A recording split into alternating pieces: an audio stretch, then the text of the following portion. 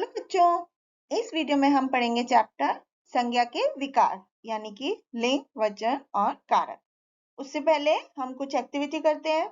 यहाँ पर बच्चों आपके बस्ते में जितनी भी चीजें हैं वो सभी संज्ञाएं हैं, क्योंकि हर चीज का कुछ ना कुछ नाम है। तो आपको उनके नाम लिखने हैं और उनका लिंग लिखना है कि वो पुल्लिंग में आता है या स्त्रीलिंग में आते हैं। अब हम यहाँ पर कुछ चित्र देख रहे हैं बच्चों, जैसे रोहित भोजन कर रहा है, रीमा रस्सी कूद रही है, गाय घास खा रही है। तो इन वाक्यों में रोहित से पुरुष जाति के होने का पता चल रहा है, रीमा रस्सी कूद रही है। तो नित्या और गाय से स्त्री जाति का पता चल रहा है। तो जिन शब्दों से पुरुष सूचक या स्त्री सूचक होने का पता चले वो उनके लिंग द्वारा पता चलता है। तो संज्ञा शब्द के जिस रूप से उसके पुरुष या स्त्री होने का पता चले उसे लिंग कहते हैं। लिंग के भेद। लिंग बच्चों दो तरह के होते हैं, पुल्लिंग और स्त्रीलिंग।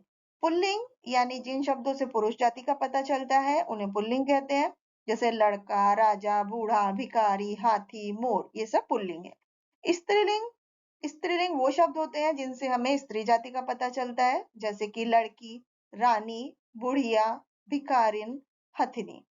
अब हम लिंग निर्धारण के लिए कुछ नियम होते हैं। बच्चों पुल्लिंग में हम किन चीजों का नाम लिखते हैं? जितने भी समुद्र है, पर्वत, कोई भी अनाज, दिन, ग्रह, महीनों के नाम, वर्णमाला के अक्षर, देश के, नगर के, धातुओं के नाम, ये सब है पुल्लिंग रूप में प्रयोग किए जाते हैं। स्त्रीलिंग में जितनी भी नदियां हैं, तिथियां हैं, बेले हैं, भाषाएं हैं, वो सभी स्त्रीलिंग में प्रयोग होती हैं। आकार प्रकार में जैसे जो भारी भरकम बहुत विशाल चीजें होती हैं वो ज्यादातर पुल्लिंग रूप में प्रयोग की जाती हैं, और जो कोमल दुबली पतली सी छोटी दिखने वाली चीजें होती हैं वो ज्यादातर स्त्रीलिंग मानी जाती हैं।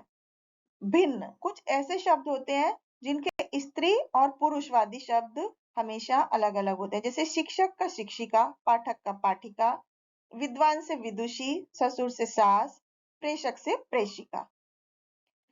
अगला नर और मादा। तो बच्चों कुछ शब्दों में स्त्री या पुरुष का अंतर करने के लिए शब्द से पहले नर या मादा लगा देते हैं, जैसे मछली मादा मछली, भालू मादा भालू, भेड़िया मादा भेड़िया, इस तरह से।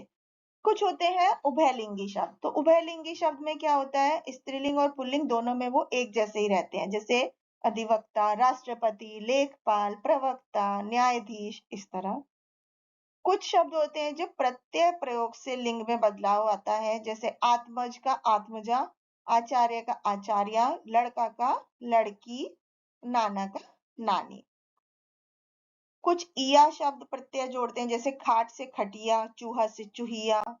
कुछ वती या मती जोड़ करके लिंग बदले जाते हैं, जैसे भगवान से भगवती, सिंह से सिंहनी, ऊंट से ऊंटनी, कीर्तिमान से कीर्तिमती। कुछ आनी शब्द जोड़कर, जैसे सेठ से सेठानी।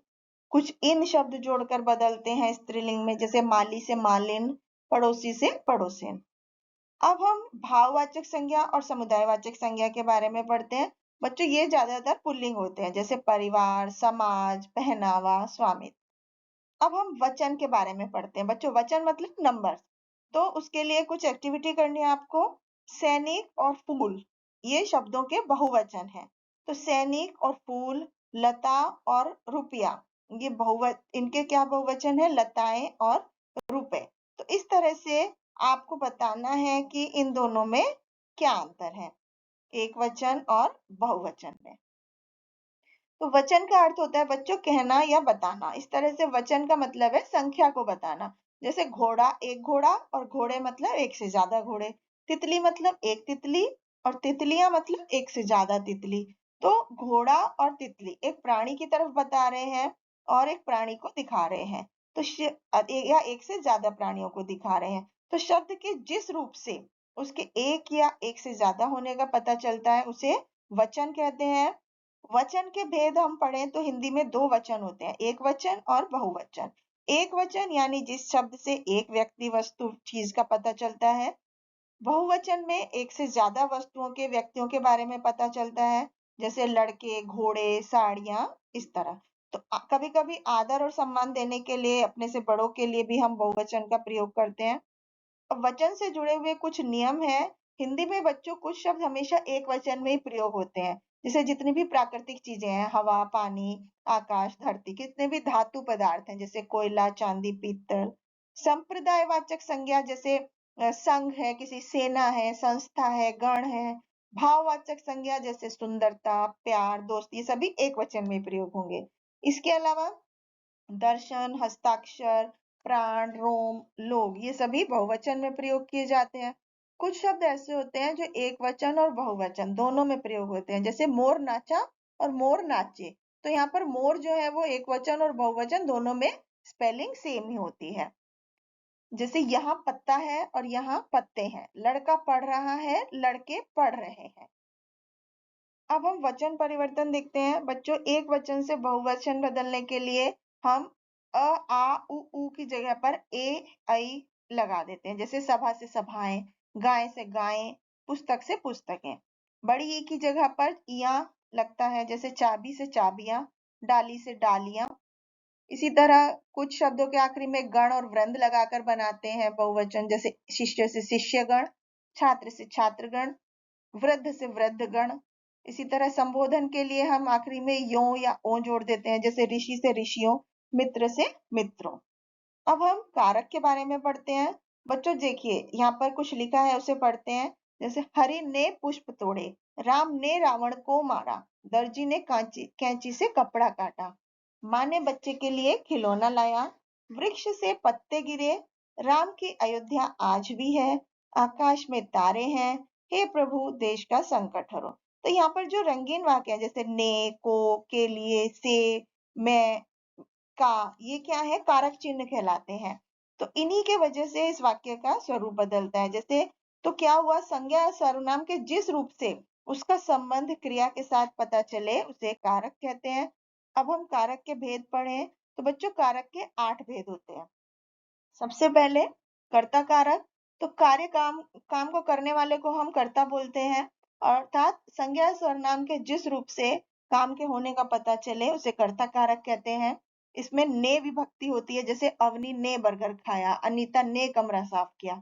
दूसरा है कर्म कारक, यानी जिस संज्ञा सर्वनाम पर क्रिया का प्रभाव पड़े। इसकी विभक्ति का निशान है को, जैसे शिकारी ने हिरण को मार दिया। किसको मार दिया? हिरण को।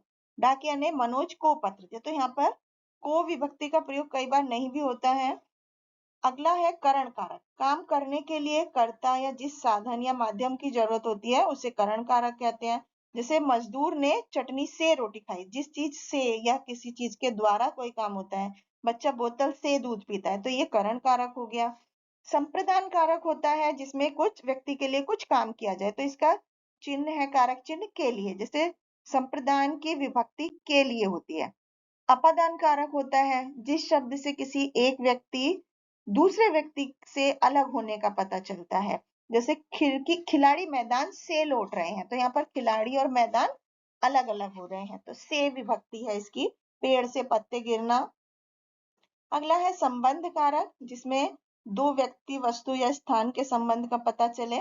इसमें काकी के, रारी रे, ये इसके कारक चिन्ह है। आज मीनू के भाई का जन्मदिन है, मेरी पेंटिंग 10,000 में बिक गई, इस तरह। अगला है अधिकरण कारक, जिस शब्द से क्रिया के होने के स्थान का पता चले।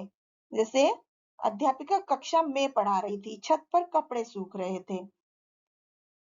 अगला है संबोधन कारक, जिस शब्द से किसी को बुलाए जाने का पता चले। जैसे हे, ओ, अरे, इस तरह के शब्द इसमें आते हैं। हे ईश्वर सद्बुद्धि दो, अरे तुम अभी तक नहीं गए। तो ये हे और अरे ये संबोधन कारक हैं। Thank you.